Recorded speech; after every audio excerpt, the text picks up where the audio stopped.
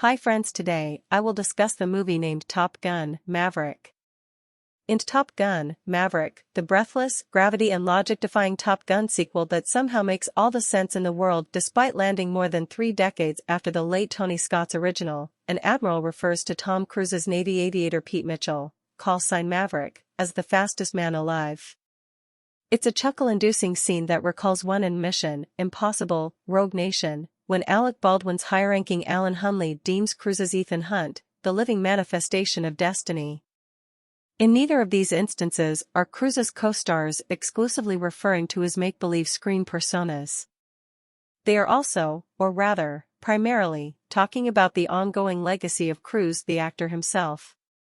Truth be told, our fearless and ever-handsome action hero earns both appraisals with a generous side of applause, being one of the valuable remainders of bona fide movie superstardoms of yore, a slowly dwindling they don't make 'em like they used to notion of immortality these days. Indeed, Cruise's consistent commitment to Hollywood showmanship, along with the insane levels of physical craft he unfailingly puts on the table by insisting to do his own stunts, I would argue, deserves the same level of highbrow respect usually reserved for the fully method sorts such as Daniel Day-Lewis. Even if you somehow overlook the fact that Cruise is one of our most gifted and versatile dramatic and comedic actors with the likes of Born on the 4th of July, Magnolia, Tropic Thunder, and Collateral under his belt, you will never forget why you show up to a Tom Cruise movie, thanks in large part to his aforesaid enduring dedication. How many other household names and faces can claim to guarantee a singular movie event these days and deliver each time, without exceptions? Wait, if you want to get full movie, please check the description box. Okay, now come back to the movie. In that regard, you will be right at home with Top Gun Maverick, director Joseph Kosinski's witty adrenaline booster that allows its leading producer to be exactly what he is, a star, while upping the emotional and dramatic stakes of its predecessor with a healthy, but not overdone, dose of nostalgia. After a title card that explains what Top Gun is, the identical one that introduced us to the world of creme de la creme Navy pilots in 1986, we find Maverick in a role on the fringes of the U.S. Navy, working as an undaunted test pilot against the familiar backdrop of Kenny Loggins' Danger Zone. You won't be surprised that soon enough, he gets called on a one-last-job type of mission as a teacher to a group of recent Top Gun graduates. Their assignment is just as obscure and politically cuckoo as it was in the first movie. There is an unnamed enemy, let's call it Russia because it's probably Russia, some targets that need to be destroyed, a flight plan that sounds nuts, and a scheme that will require all successful Top Gun recruits to fly at perilously low heights. But can it be done? It's a long shot, if the details of the operation, explained to the aviator hopefuls in a rather it-can't-be-done style reminiscent of Mission Impossible, are any indication. But you will be surprised that more appealing than the prospect of the bonkers mission here is the human drama that co-scribes Aaron Kruger, Eric Warren Singer, and Christopher McQuarrie spinned from a story by Peter Craig and Justin Marks. For starters, the group of potential recruits include Lieutenant Bradley Rooster Bradshaw, Miles Teller, terrific, the son of the dearly departed Goose, whose accidental death still haunts Maverick as much as it does the rest of us.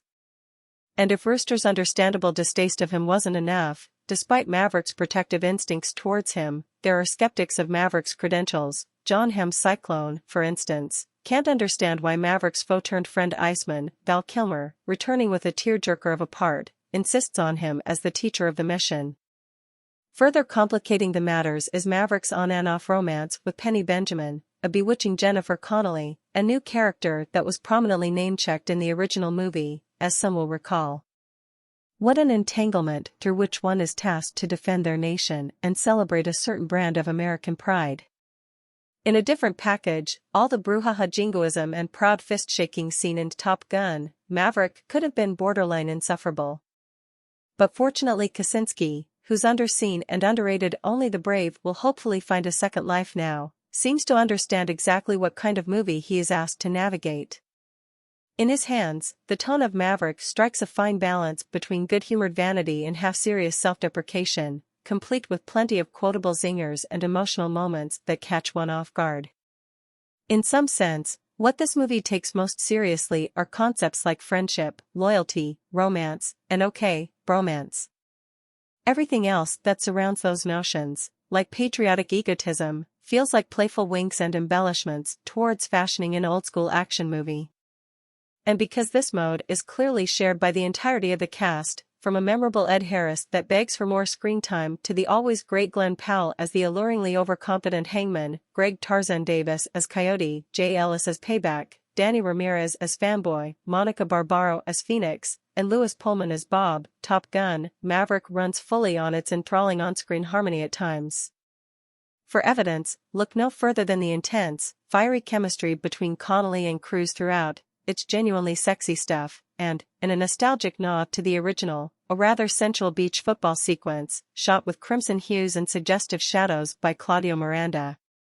Still, the action sequences, all the low-altitude flights, airborne dogfights as well as Cruise on a motorcycle donned in his original Top Gun leather jacket, are likewise the breathtaking stars of Maverick, often accompanied by Harold Faltermeyer's celebratory original score, aided by cues from Hans Zimmer and Lorne Balfe. Reportedly, all the flying scenes, a pair of which are pure hell yes moments for Cruise, were shot in actual US Navy F divided by a -18s, for which the cast had to be trained for during a mind-boggling process.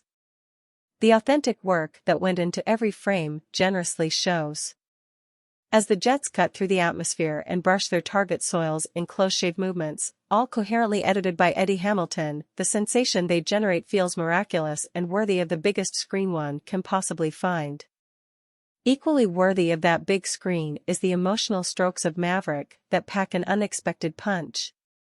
Sure, you might be prepared for a second skydance with Maverick, but perhaps not one that might require a tissue or two in its final stretch. Available in theaters May 27th.